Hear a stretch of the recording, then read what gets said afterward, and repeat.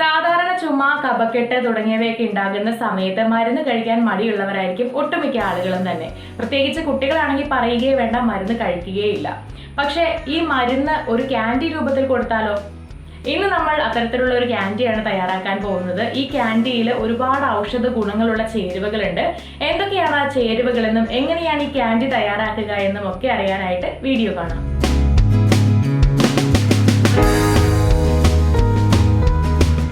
ഇഞ്ചി, കുരുമുളക് പൊടി, തേൻ, പഞ്ചസാര, കൽക്കണ്ടം, വെള്ളം എന്നിവയാണ് ഈ ക്യാൻഡി തയ്യാറാക്കാൻ ആവശ്യമുള്ളത്. ഇനി ഇത് തയ്യാറാക്കാം. അതിനായി ആദ്യം തന്നെ ചെറുതായി അരിഞ്ഞിട്ടുള്ള ഇഞ്ചി ഒരു കല്ലിലിട്ട് നന്നായി ചതച്ചെടുക്കുക. ഒരുപാട് അരഞ്ഞു വരണ്ട, നന്നായിട്ടൊന്ന് ചതഞ്ഞു കിട്ടിയാൽ മതി. ഇഞ്ചി കഫക്കെട്ടും തൊണ്ടയിലെ അസ്വസ്ഥതയും വേദനകളും ഒക്കെ ഒരു പരിധി വരെ കുറയ്ക്കാൻ സഹായിക്കുന്നുണ്ട്. ഇതിലെ ആന്റി ഇൻഫ്ലമേറ്ററി ഗുണങ്ങൾ ഇതിനെ സഹായിക്കുന്നവയാണ്. ഇഞ്ചി ചതഞ്ഞ് ഇതുപോലെ ആയിട്ടുണ്ട്. ഇനി നമുക്ക് തയ്യാറാക്കാം. അതിനായിട്ട് ഒരു പാനിൽ ഒരു ചെറിയ കൽക്കണ്ടവും പഞ്ചസാരയും ഇട്ട് കൊടുക്കുക. കൽക്കണ്ടം കൂടുതൽ ഉണ്ടെങ്കിൽ അത് മാത്രം ഇട്ടാൽ മതി, പഞ്ചസാര ഒഴിവാക്കാവുന്നതാണ്. ഇനി ഇതിലേക്ക് ഒരു ഗ്ലാസ് വെള്ളം ഒഴിക്കാം. കൽക്കണ്ടം കഫം അലിയിച്ച് കളയാനായിട്ടും അതുപോലെ തൊണ്ടവേദന കുറയ്ക്കാനായിട്ടും ഒക്കെ സഹായിക്കുന്ന ഒന്നാണ്. വെള്ളം ഒഴിച്ചതിന് ശേഷം ഇതിലേക്ക് ഒരു 1/4 സ്പൂണോളം കുരുമുളക് പൊടി ചേർത്ത് കൊടുക്കാം. വൈറ്റമിൻ സിയാൽ സമ്പന്നമാണ് കുരുമുളക് പൊടി. ഇത് പ്രതിരോധശേഷി മെച്ചപ്പെടുത്തും. നല്ല ഒരു ആന്റിബയോട്ടിക് കൂടിയാണിത്. കുരുമുളക് പൊടി ഒരു 1/4 സ്പൂൺ ചേർത്തതിന് ശേഷം ഇതിലേക്ക് ചതച്ചെടുത്തിട്ടുള്ള ഇഞ്ചി കൂടെ ചേർത്ത് കൊടുക്കാം. അവസാനം ഒരു ചെറിയ ബോട്ടിൽ നിറയെ തേനും ഇതിലേക്ക് ചേർത്ത് കൊടുക്കാവുന്നതാണ്. തൊണ്ടയിലെ പ്രശ്നങ്ങൾ കുറയ്ക്കാനായിട്ട് തേൻ സഹായിക്കുന്നുണ്ട്. തേൻ ചേർത്തതിന് ശേഷം ഇത് നന്നായിട്ട് ഇളക്കി കൊടുക്കുക. ഈ ഒരു വെള്ളം നന്നായിട്ട് തിളച്ച് കുറുകി വരണം. അതിനായിട്ട് കുറച്ചധികം നേരം ഇട്ട് തിളപ്പിക്കുക. നന്നായി കുറുകി വന്നിട്ടുണ്ട്, നന്നായിട്ട് പതഞ്ഞു വന്നിട്ടുണ്ട്.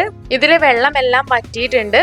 ഇനി നമുക്ക് ഇതൊന്ന് എടുത്ത് അരിച്ചെടുക്കണം. നല്ല കട്ടിയുള്ള കുറുകിയ ഭാഗത്തിനാണ് കിട്ടിയിട്ടുള്ളത്. അതുകൊണ്ട് ഇതുപോലെ അരിച്ചെടുക്കുക. അരിപ്പയിലിട്ട് ഇതുപോലെ അരിച്ചെടുത്തിട്ടുണ്ട്.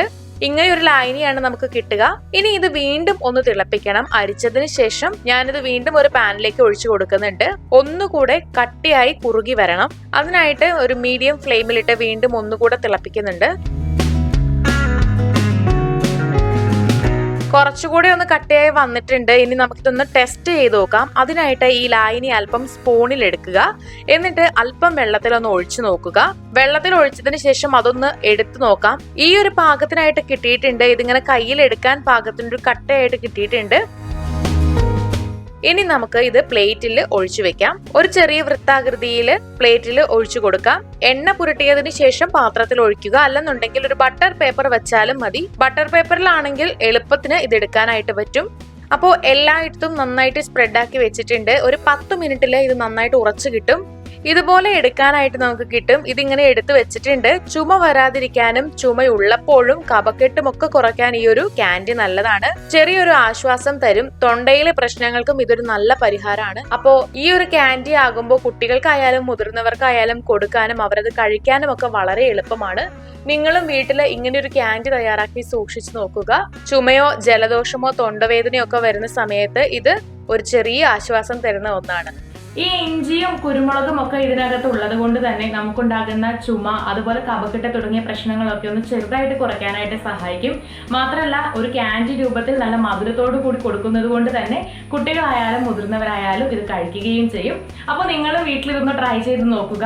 വീഡിയോ എല്ലാവർക്കും ഇഷ്ടമായെന്ന് കരുതുന്നു. ഇഷ്ടമായെങ്കിൽ ലൈക്ക് ചെയ്യുക, ഷെയർ ചെയ്യുക, കമന്റ് ചെയ്യുക. ഇതുപോലുള്ള കൂടുതൽ വീഡിയോകൾക്കായി സമയം മലയാളം സബ്സ്ക്രൈബ് ചെയ്യുക.